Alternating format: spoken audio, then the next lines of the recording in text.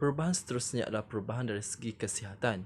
Perubahan ini terjadi apabila suatu penyakit telah melanda dan ia telah memberi kesan kepada organisasi.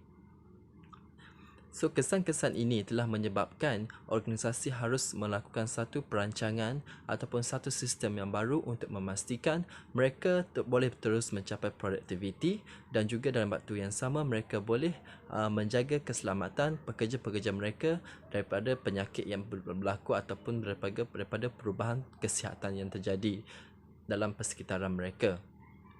Sebagai contoh, negara kita telah dilanda dengan wabak COVID-19 dan ini telah menyebabkan banyak organisasi mula mengambil berbagai langkah dan juga kaedah untuk memastikan mereka terus berdaya maju walaupun premis mereka terpaksa ditutup dari segi fizikal.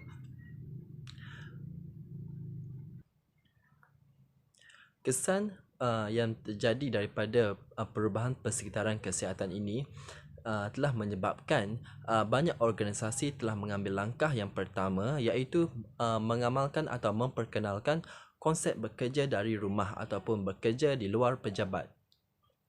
Ini untuk memastikan rangkaian ataupun penularan wabak itu dapat diputuskan. Ini dapat memastikan pekerja-pekerja mereka tidak dijangkiti ataupun tidak terkena dengan sebaran penyakit yang melanda.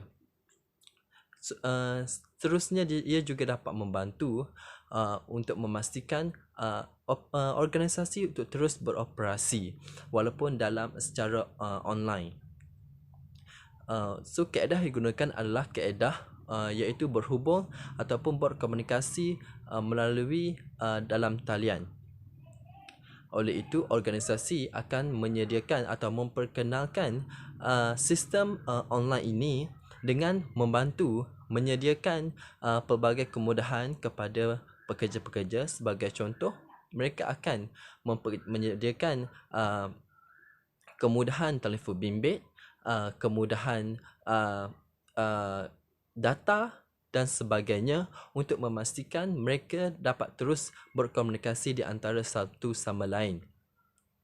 Konsep ini telah menjadi satu budaya kerja yang baru apabila satu persekitaran perubahan kesihatan itu berlaku di dalam negara ini.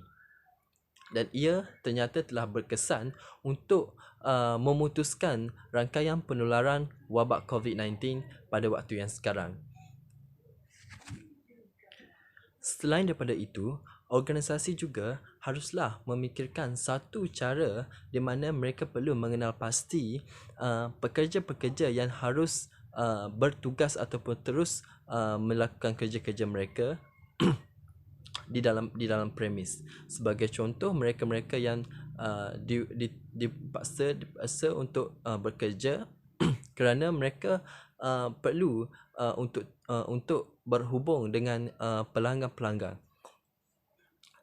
So mengenal pasti pekerja-pekerja begini dengan membantu mereka menyediakan PPE, pakaian keselamatan dan sebagainya.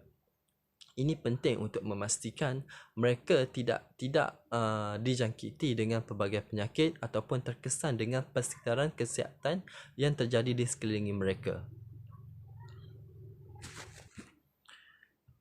Di waktu berlakunya perubahan persekitaran kesihatan ini, organisasi juga haruslah bersifat terbuka dengan semua pelanggan dan juga pekerja-pekerja. Mereka haruslah membenarkan perhubungan di antara pekerja-pekerja dengan pihak atasan, pelanggan dengan mereka-mereka tertentu yang mempunyai jawatan di dalam satu organisasi. Ini adalah penting untuk memastikan pelaksanaan kerja-kerja yang penting dapat terus dilaksanakan tanpa perlu berjumpa ataupun tanpa perlu melakukan banyak pergerakan di waktu persekitaran kesihatan itu berlaku. Dan ini penting juga untuk organisasi membenarkan komunikasi secara terus dalam talian dengan mereka-mereka yang berkaitan dengan pelanggan.